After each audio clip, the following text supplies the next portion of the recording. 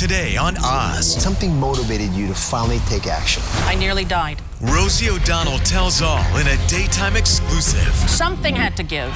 One day after leaving The View, Rosie reveals the real reason she left. There was a lot of stuff going on. Plus, the split with her wife. How are you coping with that? And the surgery that helped her lose more than 50 pounds. I thought to myself, you're on borrowed time.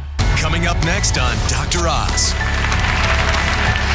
Today, one of the funniest people I know, Rosie O'Donnell, is back to tell all about the weight loss surgery that's helped her lose more than 50 pounds. And she's going to talk about the serious medical and personal reasons she's decided to leave The View. Plus, she's got a very, very funny new documentary. It's called Rosie O'Donnell, a heartfelt stand-up. I adore this. Take a look. When you're about to go in for major heart surgery, you start making deals with God. I was like, okay, listen. I will never make fun of another Republican. Not even Elizabeth Hasselbeck. It's been a hard one, but that's what I did. It's been a hard one. She's a lovely person, and I admire her greatly. Listen, I'm still alive. Shut the hell up. Please welcome my friend, Rosie O'Donnell.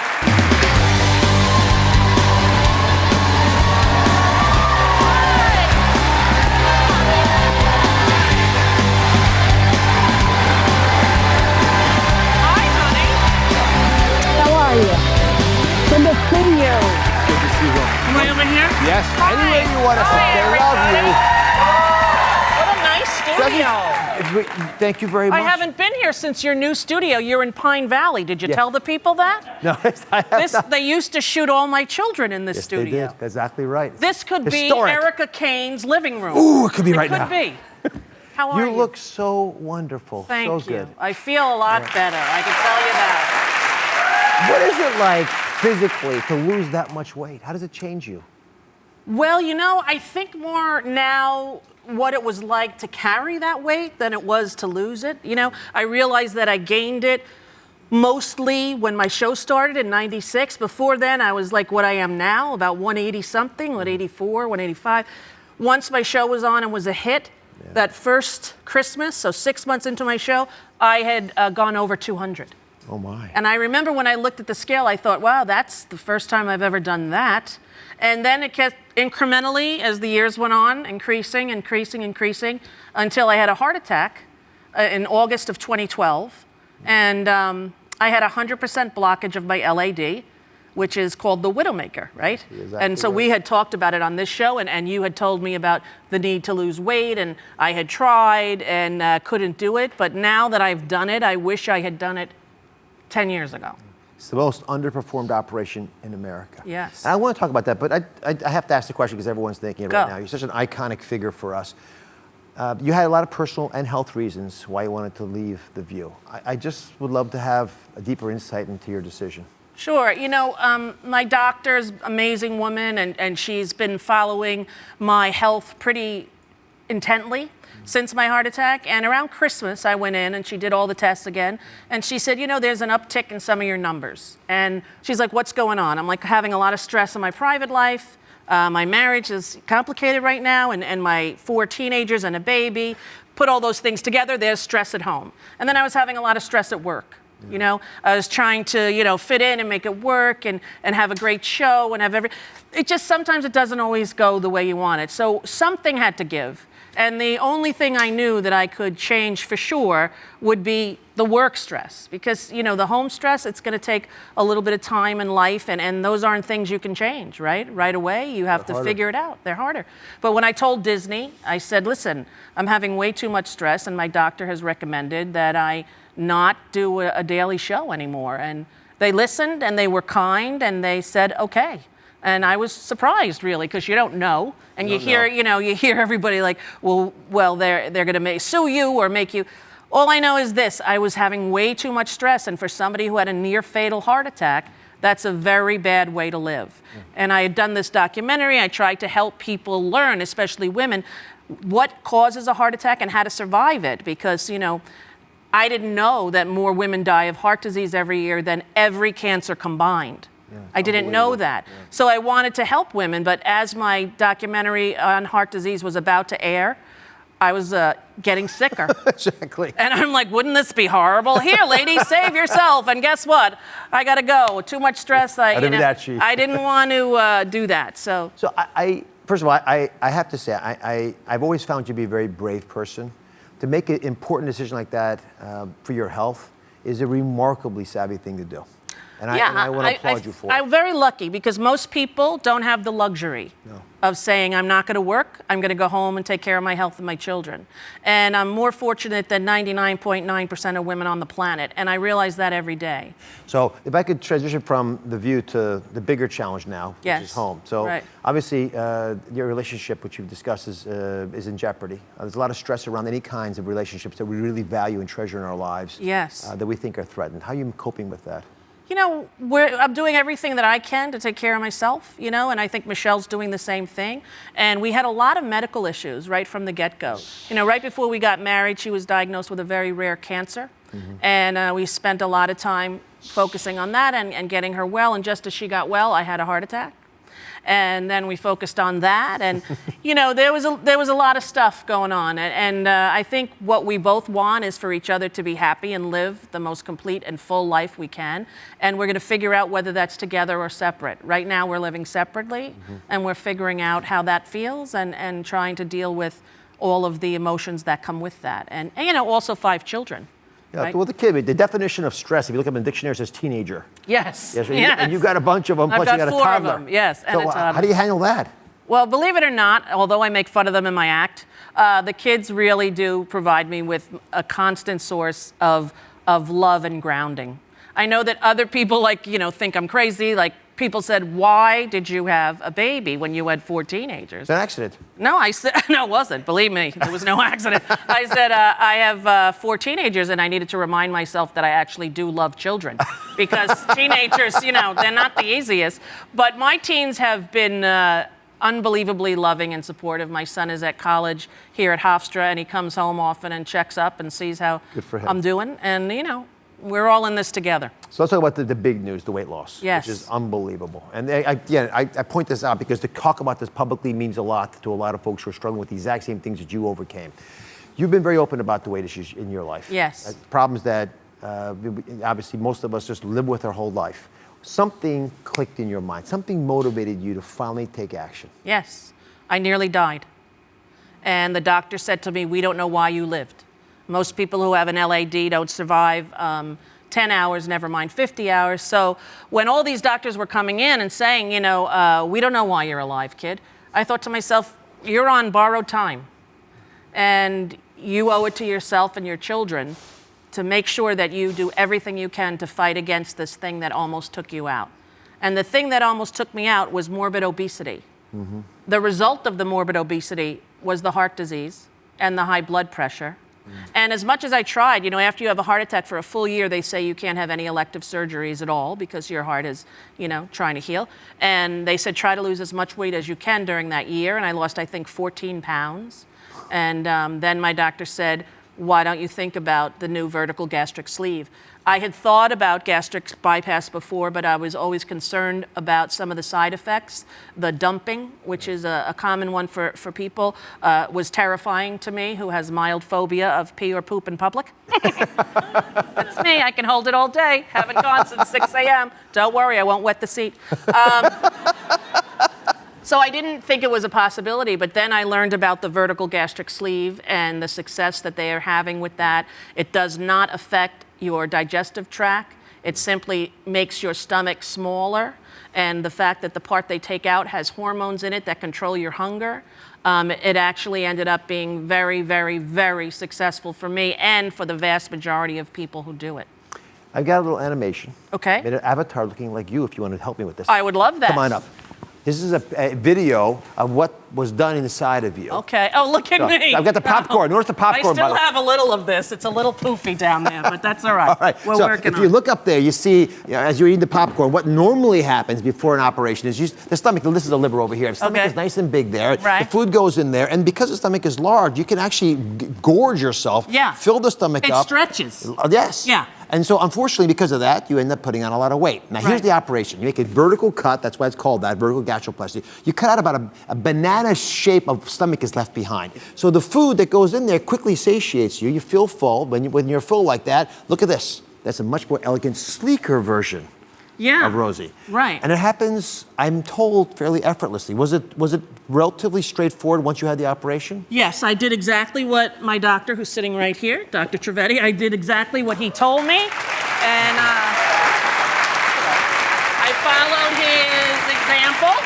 And all of the services that he has in his office of counseling and the emotional support that he gives people. And he's one of the most compassionate men I ever met. And I felt very safe with him, and I trust him implicitly. So it's been a huge blessing in my life to have met this guy. Well, she travels with her gastric surgeon, her bariatric surgeon.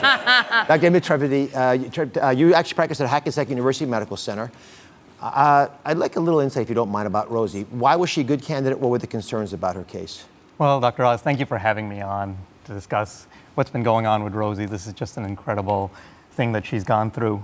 Rosie, like millions of other Americans, struggle with their weight. She's tried everything, as you know. And despite that, she was nearly the heaviest she's ever been when she had her heart attack. And she just couldn't do it. At some point, her body let her know that she was at wit's end. She had a heart attack, something that a lot of people don't survive. And despite that, she needed to lose weight, right? And she couldn't do it after her heart attack, despite all the motivation of family, kids, loved ones, right? What did you try right after the operation? You must have had you're probably in the hospital room thinking about how to do this. Well, in the hospital room, the doctor came in and brought me fruit. And he's like, you should try this instead of cookies. Not this guy, another guy. And I took a Bing cherry just to shut him up. And he had all of the interns behind him, like on Grey's Anatomy, like going, how did this girl live? She had 50 hours with an Elliot. And I ate the cherry. And after a few minutes, I'm like, my tongue feels a little bit weird. And I didn't want to annoy him because he was talking to the intern. So finally, I was like, I don't really want to bother you, doctor, but my tongue is now the size of a loaf of bread. And the doctor's like, wow, I think she's an anaphylactic shock. We'd love to give you something, but epi wouldn't be good for you. You just had a heart attack. What you? I'm like, give me the goddamn thing. I'll do myself. I almost died trying to eat healthy in ICU. So that'll tell you a little bit. But initially, I ate like twigs. You know, when you first have a heart attack, you're terrified. You come home, you do everything they said. I went to the internet and I looked up where Bill Clinton did that weird diet, and I went on that diet. Basically, impossible, in my opinion, to survive. I did that diet for a couple of months. I went vegan for a couple months. I tried all of the, promoted, sellable. I just couldn't do it. I couldn't do it. And that's exactly right. It just didn't work. Never. And you had to look into something that was a little bit more definitive. And like you said before, this is the most underutilized option. Surgery was the right choice for Rosie. What is it about the cravings that change? And that's the part of this puzzle that I think a lot of people don't appreciate. The good thing about the vertical sleeve gastrectomy is that it removes about 80% of the stomach. So that new stomach matches your metabolism. And that's very good for you. But the other more important thing that I'm probably more excited about is that 80% removes hunger hormones in the body. And without the hunger hormones, you don't get those cravings. You don't go looking for that large popcorn, right? And it makes diet and exercise work without a struggle. A lot of people are just so frustrated day to day. Yeah. They fear food. They just feel like they're on a treadmill and not getting anywhere. Well, I felt like it was controlling my life food. Like I'd wake up and I'd think, oh, what am I going to eat? And, Dr. Trivedi asked me if I was hungry or ever felt full. I never felt either. I was just constantly kind of grazing and eating. You never felt hungry or full? Not really. I didn't pay attention to my body. I didn't pay attention. I almost like numbed it. It's a little bit like armor, right? You use it for armor to get yourself bigger, to move yourself away from people, from intimacy. So, I think I never felt it. I was never in touch with my body. I was never in my body. Rosie, there are a lot of folks sitting at home right now thinking this is, a magic pill. It's a simple solution. What do you have to say to them? Well, it's not a magic pill at all. It's a tool that will help you. And I can't even explain to you how different my life is and my brain is in terms of my relationship to food. I go to the movies now. I don't even feel the need to get anything. And I'm not like willpowering my way. My body is not telling my brain that I'm hungry, so I'm actually not. I'm not actually thinking about food. Now, that's very strange for me. It's a whole new way of living. Well, it's done remarkable for you. You're going to stick around. Yes. We're talk a lot more stuff. Dr. Trivedi, thank you so much for joining us. having Up me. next, Rosie tells us about the one big issue she has with being thinner. We'll be right back.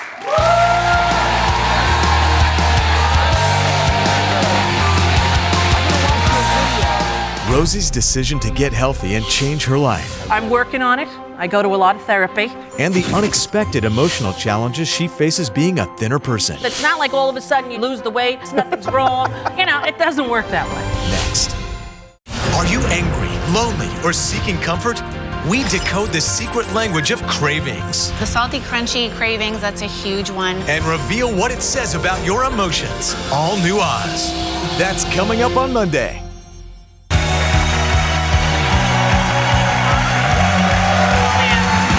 We're back with my good friend Rosie O'Donnell, who has been telling us about the weight loss surgery that's helped her lose more than 50 pounds following her serious heart attack. I got to say, I'm proud of you sharing it, and I'm proud of you for doing it. Thank you very Thanks much. a lot. I'm proud of me too, actually. So we talked a little bit about the physical stuff. Right. But what I've always loved about you is the way you connect the emotions of this challenge. Right.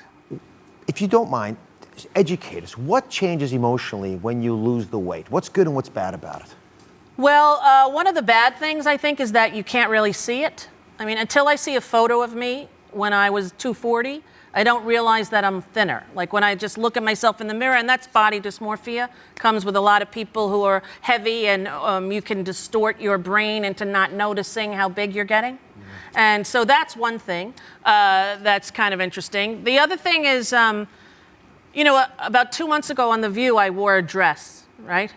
Kathy Griffin's mother, Maggie, doesn't like the way I dress. So she's 94, and she told Kathy, make Rosie dress up like a nice Irish girl in a blue dress. So I did, right? And a lot of people reacted. And believe it or not, I found it very emotionally jarring to me. Like everybody was like, oh, you look great, you look great. And I didn't like the attention.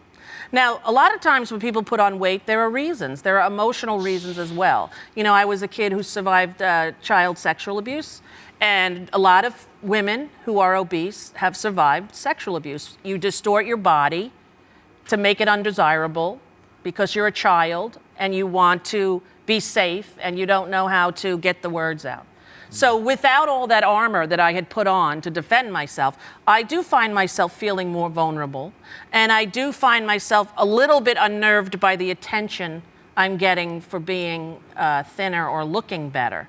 And I know that that's weird, and a lot of people are like, only you can make it into a negative. I'm not making it into a negative, I'm just telling you the truth. It's not like all of a sudden you change and boom, you lose the weight, everything's fine, you got on a size 10, life is great, you're having amazing sex, nothing's wrong. You know, it doesn't work that way. So all of the stuff that you carry with you as a heavy person in the world will still be there when you're a thin person in the world.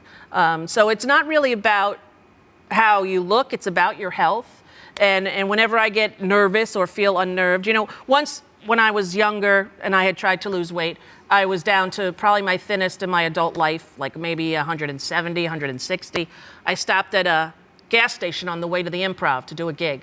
And I was at self-serve, but the two men who were around my age in their 20s came out and pumped the gas for me. Now, they were very nice, they were very handsome, they were sweet, and they said, you know, want to meet us afterwards? We're going to go hang out and see this band. And I said, okay, and I took their card, and I went in my car, and I stopped at Baskin-Robbins on the way to the Improv. And it was the first time I had cheated in 6 months. And at the time, I kept eating it. I didn't even relate the two. But after all the therapy I've been through, I understand that getting attention that I didn't instigate. If I ever wanted to get someone's attention, I would just be funny. Then no matter what size I was, people would look and they would be like, oh, she's funny, I'm gonna engage with her, right, in some way. But I didn't like people choosing to engage with me because of what they perceived to be a beneficial look, right? I'm working on it. I go to a lot of therapy. I watch a lot of self-help shows. So, but how do you deal with the vulnerability? The self-help teaches you some, but ultimately, it does expose you. Yes, and I do feel vulnerable. You know, I do feel much more vulnerable than before. And it's funny because my doctor, my cardiologist said, you know, we'd like you to lose about 15 or 20 pounds more if you could. And already when they bring in a size medium at The View, I'm like, is this for me? This is for me? Like, I'm used to a double XL. So when I put on a medium, I kind of like, it shocks me for a little bit. I don't know if I could get down 15 or 20 pounds more, but we'll see. Every time I get weighed in, I'm down. I'm not as steadily or quickly going down maybe as other people have, but it's a pace that my mind and my soul and my spirit can accommodate. I think any quicker than this would have been traumatic for me. Do you think you're a beautiful woman? No, but I like when my kids tell me I am. But wow. I don't think that, but I think that I'm working on that. I think you are. Wow. Back at you, Dr. Oz. Look at that. I really do. And it always pains me when I see women not appreciate that in themselves. You articulate this so beautifully. You say it so much better than I could ever say because you've been there, you've lived there. And I just want people to process this because it's going to change a lot of lives today. Now, this HBO special you did is a remarkable piece of work. I mean, there's some unique experiences that you get to have. This is a very, very good investment of your time. I love the fact, shockingly, that you can take the warning signs of a heart attack, for example, and make it something fun in a way that is very memorable. And just take that one example. There's so many others I could pick, but just take that one example, if you don't mind, and share it with the audience. Right. Well, you know, after my heart attack, I wanted to do a public service announcement and say, like, here are me and all the other women who've had heart attacks, and a few of the famous women who have had heart attacks didn't want it to be public. Because people still are stigmatized. They feel it's a male disease, or they feel, I don't know why they feel that, but I wanted women to know the signals and know the signs that are different than a male heart attack. So I tried to come up with an acronym, and I made one, and it's HEP. What? Yeah, HEP. What does it stand for? Hot, exhausted, pain, pale, puke. Hot, hotter than you've ever been in menopause. Pain, and for women, this is the tricky one. It can be anywhere. Hot, exhausted, sorry, I forgot the E, very tired. P, pain in your neck, in your jaw, in your chest, in your tongue, in your shoulders, in your arms, or in your back. My pain, Mehmet, was only in my biceps. So I didn't think it could be a heart attack, right? Yeah, of course. So I made up a little song, like I think they should do a little rap with like Nicki Minaj and maybe Beyonce, like. Take them, do it. Okay, it'd be like this, like, hot, exhausted, pain, pale, puke. Say what? Say hot. Exhausted. A pain, pale, puke. Do it up, do it hot. Exhausted. A pain, pale, puke. That's it, that's hot. Exhausted. Rosie O'Donnell. Pain, pale, puke. Her documentary, A Heartfelt Stand-Up, premieres tomorrow night on HBO. Check it out. We'll be right back.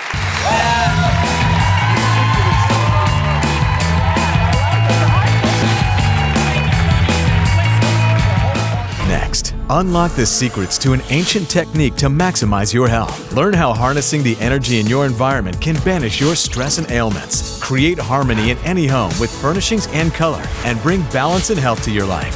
Next.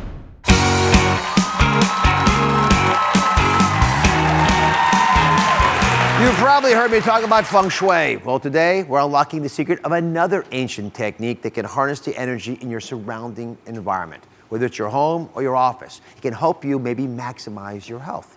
It's called Vastu. Could it help banish your stress? It's said to be the basis for feng shui. Originating in India, the ancient practice of Vastu focuses on bringing health to your body through your environment. It all boils down to the 4 elements: fire, water, air, and earth, and the benefits they are said to bring when utilized in specific areas of your home. Vastu practitioners believe if any of these elements are out of balance, you can experience disharmony and put yourself at risk for disease. Today, how to make easy changes to your home that can create harmony between the 4 elements of Vastu. Reduce your stress and improve your health. Joining me are Dr. Kuldeep Chowdhury, an expert in Ayurvedic medicine, and Michael Mastro is an architect specializing in Vastu. So, Mike, I'll start with you. A lot of folks have heard of feng shui. Yeah. It's something that, it's become more common recently, but Vastu, that's foreign. I've never heard of it before today's show. Please compare them. Vastu is the mother of feng shui. It's actually much older. Both feng shui and Vastu aim at keeping energy flowing in your residence, because when energy gets stuck, it creates stress. Personally, I've had better experience with Vastu than feng shui. Vastu is like yoga for your house. It reduces the stress in your home and office so that you can tap into your full potential. So Dr. Chowdhury, you're a physician, but you're specialized in Ayurvedic medicine, so you have a pretty open mind. Were you skeptical at all when this concept of Vastu was presented to you? The idea they could help organize your health, deal with your stress? I was, and even though Vastu is a sister science of Ayurvedic medicine, I felt like, how could this possibly have such a big impact on your health? And I knew that it helped with relationships and careers, but then I had this subset of patients, and they were doing everything right, and we were able to get to a certain point, but never beyond that. So I asked Michael to come in, and he went to their homes and changed some things around, and lo and behold, they started getting more progress. So now I'm a believer. So I want to share some of these insights without having forced Michael to make house calls all over the country. Here's the basic tenet of this. There are 4 elements used in Vastu. There's fire, there's water, there's air, and there's earth. All right? And these all, in Vastu, correspond to specific areas in the compass, your compass direction. So you actually look at your house and figure out where's north and south and east and west. And these elements have to be appropriately reflected in these different spots. So we're going to go through this pretty carefully. Dr. Chowdhury and Michael Mastro are going to show us how to align these elements. And if you do it correctly, you can make any home harmonious, balanced, and healthy. That's the promise. Yes. And you say it's simple to do, too? Yes. Okay, come on over here. We're going to start in the northwest part of your home. This is the part of the home that's correlated with air. So think about that. You don't have to memorize it. We'll have this all on droz.com, but think about the northwest part of your house.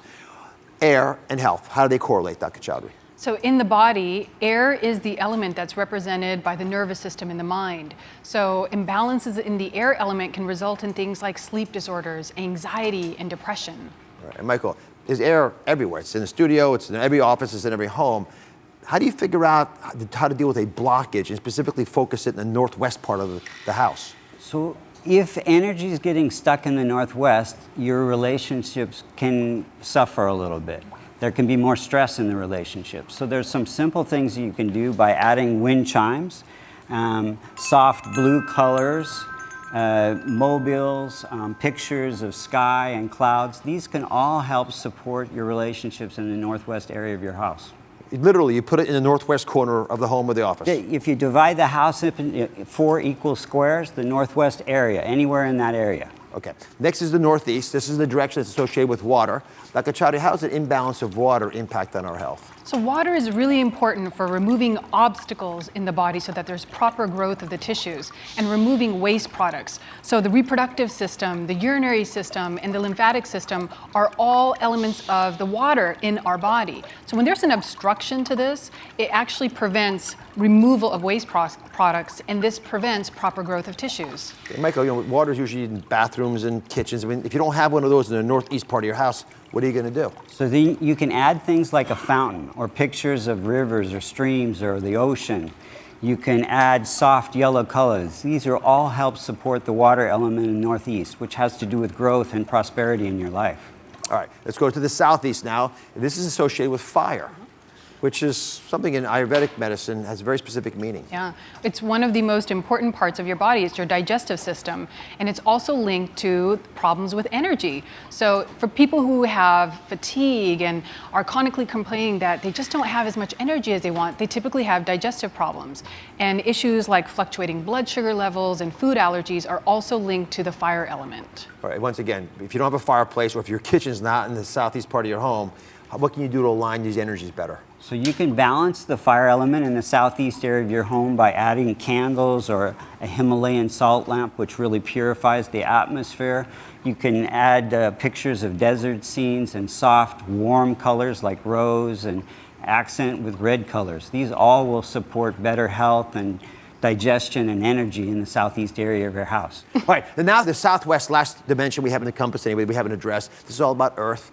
In your practice, what does it mean if our earth element is out of means? It's out of whack. If it's out of whack, we see things like lower back pain or constipation. And what we actually do is add more earth into the body. And a simple remedy is just eating more fiber. Michael, how can we better align our energies? So the earth element in the southwest has to do with how you support yourself. It has to do with your career, your life purpose, whether you're moving forward or not. And if you feel blocked in that area, you can add things like plants and soft, warm earth colors like taupe and things like that, pictures of mountains. All of that will help support that earth element in the southwest. It's called Vastu architecture, as we called it on droz.com. Check it out for all this information. Share it with your friends. We'll be right back. Thank you very much. Coming up next, it's backed by science, inexpensive, and easy to find. We're ranking the top 3 superfoods that can help you cut your risks of cancer.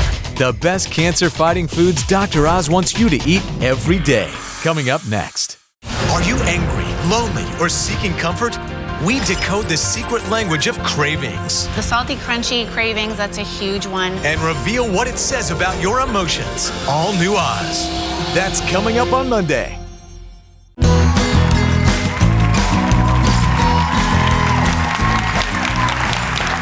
Here's a question for everybody. If I asked you to name a cancer-fighting food that I love, what would be on your list? Throw them out there. Names. Cashews, broccoli, blueberries, all good. Oh, we have the smartest audience. Yep. You got them all. You got them all.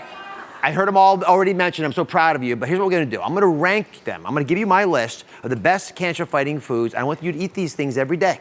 And my criteria for how I pick them, they're going to be backed by science, inexpensive, and easy to find. So, you ready for the rankings? All right. Number 3 on my cancer-fighting food list is actually a spice. Someone on this side of the audience said it was turmeric. How many of you have never tasted turmeric? A lot of non-tasters. Come join me, man. You should have put your hand up. I love this outfit, but where are you from? Philadelphia. Philadelphia? Yes. They dress like that in Philly? Yeah. I'm from Philadelphia. No one I know dressed like that. No. That's good. All right. Trying. So, turmeric, you ever heard of it? I've heard of it, but don't know much about it. Okay, what's your first name? Sarah. Sarah. Okay, Sarah. So I'm going to teach you a little bit about it. Okay. When you think about a spice fighting cancer, what goes through your mind? No spices that come to my mind, but more blueberries and walnuts and strawberries, more of the fruits. Yeah, I heard them. That whole row with you over there was yelling all those out. We're all about it. And they work. But the thing about turmeric is you can add it to lots of different foods. So Okay. I'm looking for easy ways of incorporating these into your life. So That's what I need. there's a ton of science around this. And it's shown that it helps prevent the development of cancer, helps prevent the growth of cancer and the spread of cancer. And what I'm really excited about is there are 20 trials. Think about this, 20 clinical trials that doctors are doing testing the powerful cancer-fighting properties. So I want you to give me a chance of helping addict you to turmeric. Okay. So take a taste of this. I added it to quinoa. Okay. But this is quinoa with a little turmeric added. Okay. And of course, that's curcumin is the raw material. Okay. Just an okay, or is No, it's good. It's actually good. It's very mild. I thought it'd be a little bit more spicy. it could have been. I was taking it easy on you. Well, thank you for And being in nice. Philadelphia, there are wonderful restaurants that actually have, Indian restaurants all have turmeric in them, many of the dishes. And it's pretty easy to incorporate it into your life. What I can do is get 3 teaspoonfuls of turmeric into your daily life. This is what they do in India routinely. Great. Thank you very much. Thank you Appreciate it. very Take care. much. Thank you. All right, number 2 in the rankings is actually a fruit, and it comes from a world expert in cancer-fighting foods, Dr. William Lee. Take a look. Strawberries are one of my all-time favorite cancer-fighting foods. The tartness comes from a natural cancer fighter called ellagic acid that starves cancer cells by cutting off the blood supply. Studies have shown that eating strawberries can reduce lung cancer risk by about 20%. And in the lab, ellagic acid can also kill breast and ovarian cancer cells. Just 2 or 3 strawberries a day can help cut your cancer risk. It's pretty easy to do. And finally, the number 1 food on my list is a vegetable that I heard a lot of people bark out there. It's broccoli. But I'm going to teach something about broccoli you probably didn't know. It's associated with up to a 30% reduced risk of lung and colon and breast cancer, some of the worst cancers. And here's the big question. What part of the broccoli is supposed to be eaten? How many of you eat mostly the flower, this top part of the broccoli, and you sort of throw away the stem, the bottom part? Put your hands up. The flower lovers. It's about half the audience. Here's the fact. It turns out that the stem is actually double the benefit when it comes to fighting cancer than the flower. It's the better part. So what I like to do, and you want to get about a cup of raw, about half a cup of cooked broccoli, is I take the stem and I skim off the outside because it's a little bit hard, but the inside is juicy and plump. It tastes so good. If you taste it, you'll be addicted to it. That way you get all the cancer benefits. You don't throw any of the broccoli away. Now, all 3 of the foods I talked about today ought to be on your weekly shopping list. It'll change your life for the better. We'll be right back. Next, we're combating gravity and arming ourselves with muscle with easy at-home workouts for your arms. Say goodbye to those flabby chicken wings. The battle to be lean and toned is over, and you don't even have to go to the gym. Next. Whoever said a doctor's visit isn't fun has obviously never been to the Dr. Oz show. Is that right? Make your appointment today. Go to droz.com/tickets and sign up for free tickets.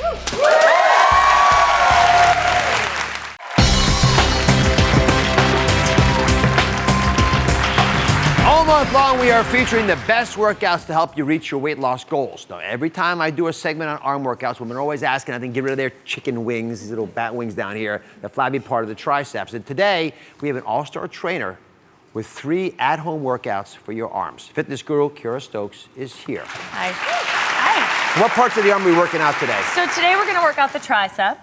And the tricep makes up 2/3 of your upper arm, right? So there's 3 heads to your tricep, hence the word tri. You have a right? ponderously large triceps, by the way. Look at this. Yeah, thank you. Well, I think thank you, right? So it's the short head here is the one that's more visible, right? Then you have the medial head in between, and the long head, which is the part that when you wave, and you're waving at your friends, and it maybe continues to wave, and it freaks you out a little bit, and that's what we're going to work on. And why is it that this is a problem for women as they age? What changes? Gravity sets in. Like every part of our body, you got to fight it, right? And you fight it with strength training, and the tricep, you got to nail it and hit all 3 heads, right? So I'm going to teach you how to do that. Here's what we're going to do, everybody. You got an easy at-home workout guaranteed to tone your arms, and I'm asking the front row of the audience. How about you guys there? You 6 here. Come on up.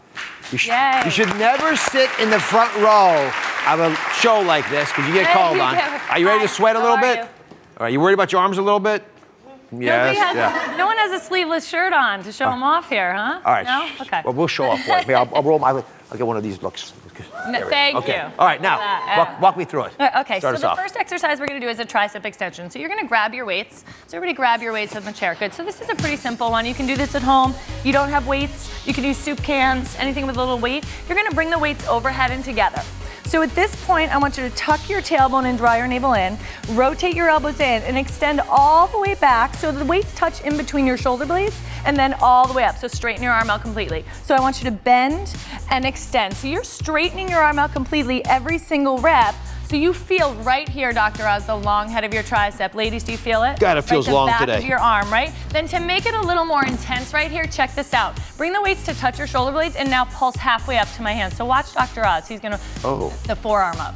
Oh, the forearm this way. Yeah, there you go. There you go. I didn't want you to make chicken wings. Yeah. Little pulses right there, right? So that makes it more intense. You change the range, you change the intensity of the exercise. And now give me 5 full reps again. So bring it all the way back, Dr. Oz, all the way up. Yes, all the way back. So the key, rotate those elbows in, keep them as tight to the side of your head as you can, and straighten your arm completely every single rep. How come those women aren't having problem behind me? They're killing it back there, right? They're not even sweating. Good, right, so the elbows are in nice and tight right here, all the way back, all the way up. Take your time with it. And how long do we do this for? Oh, you know, until you can't feel your arm. I'm there already. All right, next exercise. So let's take the second one. So I do 8 reps, 5 pulses, 5 reps again is really great. 3 sets. Okay. Okay. Second exercise, keep your weights. I want you to roll your shoulders back, hinge forward, stick your butt out. Flat back position, ladies. Good.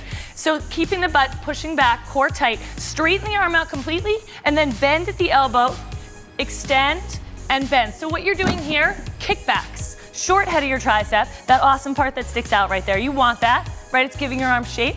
You want to make sure you're not swinging the weight. So control it as you bring it in, Dr. Oz. Yeah, and press back. A 2-second hold. That makes a difference. In your contraction. So now everybody hold it back with that straight arm. Feel that, feel that. You feel it?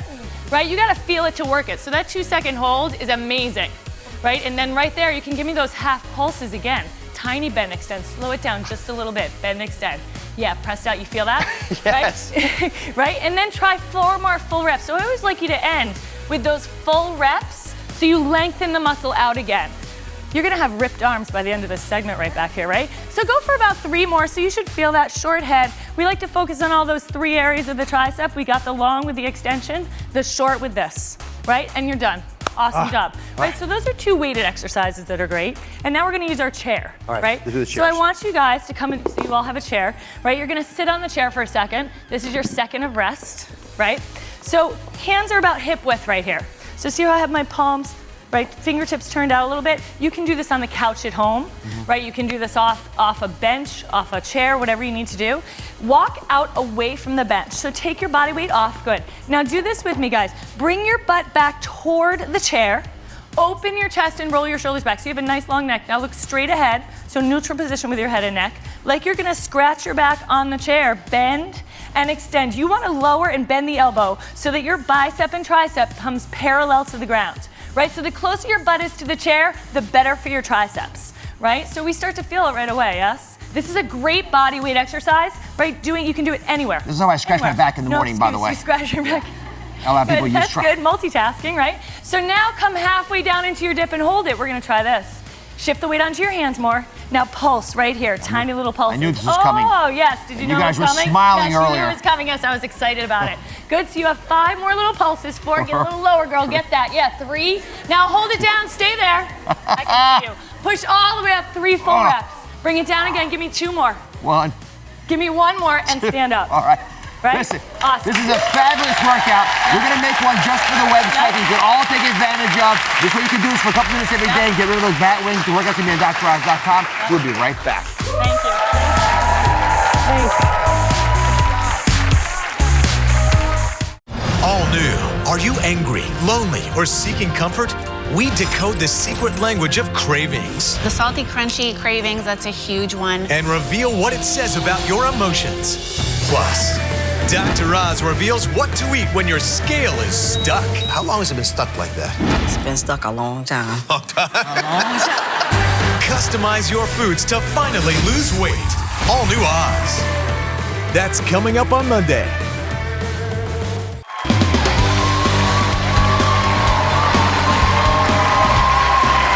Here's something you can say today to impress everyone. I mean everyone. Ask them if they have triskaidekaphobia. All together now, triskaidekaphobia. It means that you're superstitious about the number 13. Is that true for any of you up here? Oh, we got a bunch of people at 13. And it's interesting. In my office building, there's no 13th floor. That's true in a lot of buildings. And in some places, Friday the 13th is so synonymous with bad luck that people won't even come to work. But there's some worse scenarios. Take a look at this one. It's a picture of a black cat. It says, Friday the 13th, the boss sent me home. I think it's a double whammy. I'd send him home too. I also thought, it's true that if a bird poops on your head, it turns out that it's actually all the bad luck around is disappearing. It means that you're pretty lucky. Well, look at this little kid. He's one lucky fella. A pigeon pooping on his head. Well, you're all in luck too because it's time for In Case You Missed It. First, I want to talk to you about something I want you to try at home. It's a great triceps workout. It's all part of my Fitness February Showdown. You can find all the workouts on DrOz.com. And finally, how can one little houseplant improve your health? It's all about the ancient practice of Vastu. Think of it as an Ayurvedic feng shui. Now, according to the Vastu tradition, a plant adds an earth element to your home, and it can lead to success in all your endeavors. There are some doctors who are actually using this when other things aren't working to help folks out deal with their stress. Who wants to take this plant home? You know, I'm giving all these away. I enjoy so much having you here. Don't forget, be careful of dubious people online that make it seem like I'm endorsing their products because I don't. To see a full list of our trusted sponsorship partners, you can go to DrOz.com. Hey, and Oz Nation, remember, tell your friends what you learned today, and I'll see you next time.